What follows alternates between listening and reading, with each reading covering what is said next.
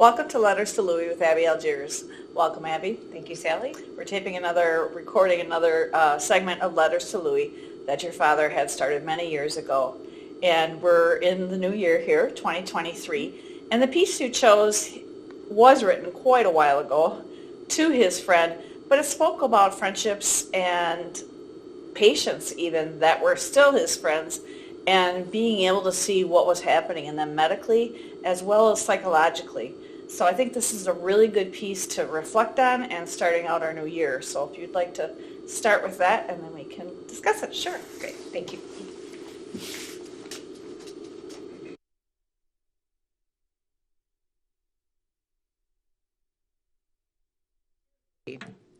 I received the note from your daughter that you are doing quite well and that you continue to read the dribble which I send you. It has become a welcome task to sit at the desk and try to type. Of all the course offerings during high school, the course which I should have taken was the typing course offered by His Majesty, Harold Allen. I believe I would have learned a valuable lesson and my life would have been different. Instead of spending a year on the island of Attu repairing teletypes, I might have spent it in some pleasant office in California or someplace warm and sunny. But then I never was too smart and chose Shop Arts by Gib Marr rather than typing. Of all the poorly contrived courses, that was probably the worst. But so gets. Anyhow, this weekend on arriving back home, the messages on the telephone contained a note from our friend Bob. I'm sure you can recall him. He was a year or two younger than us. He's a guy who has spent an interesting life. After school, he enlisted in the Marines, then transferred to the Air Corps, and ended up flying the big bombers which during the 50s protected the northern Canadian airspace from the nuclear threats of the USSR. He flew 6-engined bombers all night long over the Canadian-Alaskan territories, always on the track of going north when the whistle blew, prepared to drop the atomic bombs on Russia. He did that until one summer in Wisconsin. In fact, it was one summer day while visiting Hartford with his family on furlough, he suddenly developed a cardiac arrhythmia. He came to the ER. I saw him there and ordered an EKG, which indicated atrial fibrillation. The mere presence of AF on the EKG paper changed his life completely. He no longer was eligible to fly. He then spent the nights at home, became an instructor, and eventually left the Air Force. When I made the diagnosis of AF, I felt sorry for him. Little did I know his wife would have canonized me. Finally, he was able to get out of the assignment of flying over the Soviets with a bomb bay filled with nuclear hell. And to think I felt apologetic and sorry for making that diagnosis. Anyhow, Bob is still with us, has a large family, and lives comfortably. His last job was that of some sort of provost for security at a large university. When I spoke with him on the phone while he was leaving this morning, I told him I had 2 questions. The first, how's your fibrillation? No problem. The second was, how are your 2 front upper central incisors? Now, Louie, I don't imagine you would recall, but when we were seniors, Bob, who was the star of the football team, came back into the huddle, smiled, and blew a mouthful of blood through the space which previously was occupied by the upper central incisors.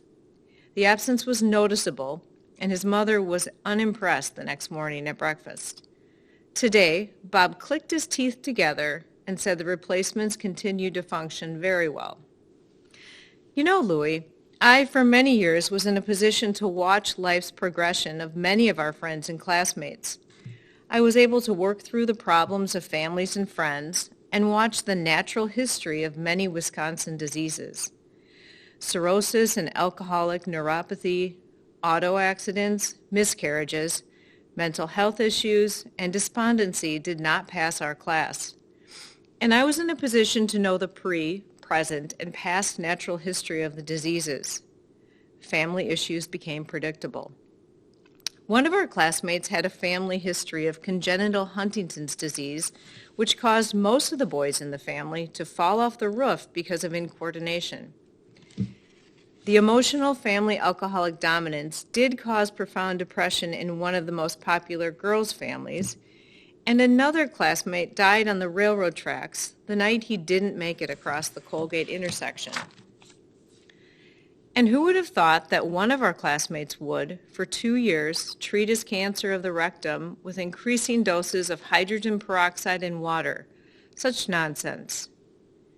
Who do you think had the privilege of treating Bill on the 6th of July for his acute myocardial infarction, watching him die in 1958 when all we had was oxygen and morphine sulfate and the documentation of a stethoscope?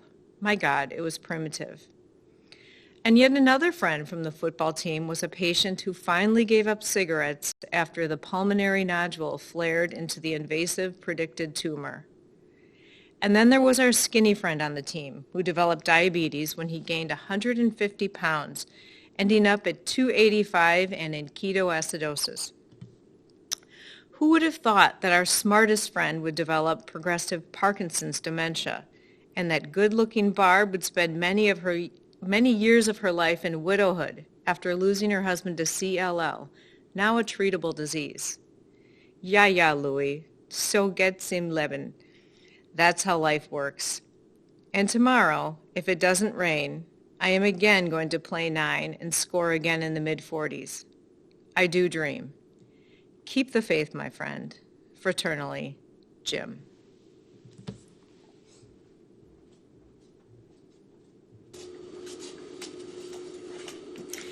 Again, such descriptive writing. Yes. I can picture each of the characters and really the friendships that they had that I think current day people are losing those types of friendships. Whether it's from high school or college or even work. Very interesting that he had this group of guys that he really went through their life with them, through the high school sports or shop, and then through the military, and then after that still staying in touch. And that takes a lot of work.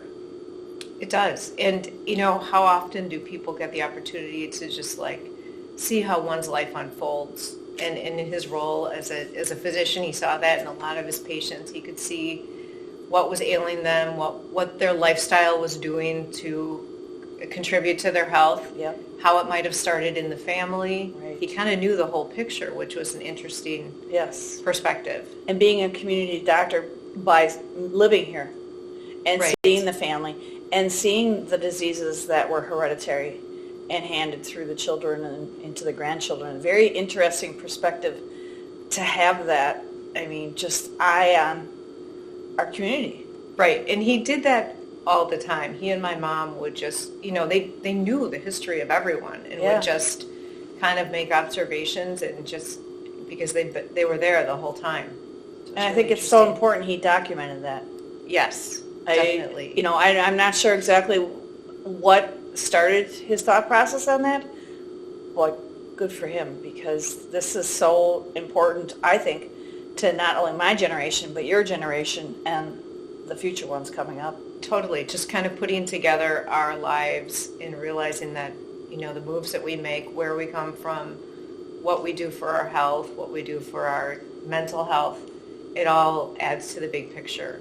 of And taking family care. history, Right. you know, totally. And I'm hoping that anyone that is watching this will hand down their history, medical history or mental health history, both, to their children and so on. Because Definitely. that really does help in diagnosing someone when they come into a medical problem and they're going to ask you that family history. And a lot of people don't know. Right, and a lot of people don't have a doctor that has followed them their whole life or Right. been their doctor to put the puzzle together. Right. You know, you go to different specialists and they don't know you, Right. so it's important to bring that with you. And you hear the sentence a lot that you have to be your own advocate in your health care now. That's daunting. It is daunting and so true. Right. And even in my parents, both their final years, they had to be advocates for their health. Yeah. And, you know, it's just, right, so many people need to be, so we need to watch out for our elderly relatives who need an advocate, and So Gates. so Gates, and I think I butchered that German, so Well, sorry. thank you for coming in and sharing this. Thank you. Look forward to the next one. Thank you. You're welcome. And to our viewers, as always, thank you for watching.